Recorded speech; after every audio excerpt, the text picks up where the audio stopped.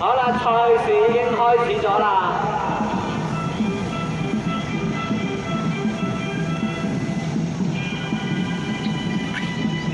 係啦，暫時睇落去咧，大家都係精裝鳳頭啊！我哋咁樣講，睇下個艇咧一路賽落去嘅成績啦。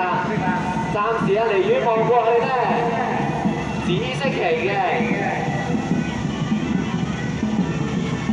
粉紅色旗嘅香港海關龍舟會咧，好似稍稍嘅領先喎，以及咧香港遊艇會都係領先緊嘅，但係其他咧都緊貼嘅，緊貼喺前面嘅。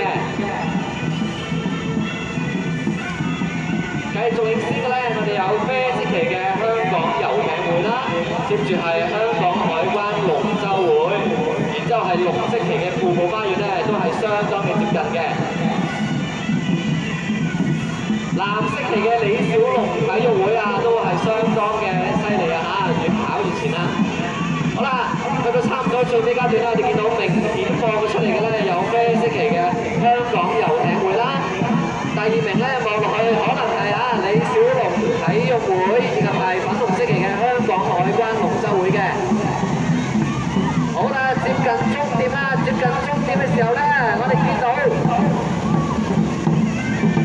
準備衝刺啦！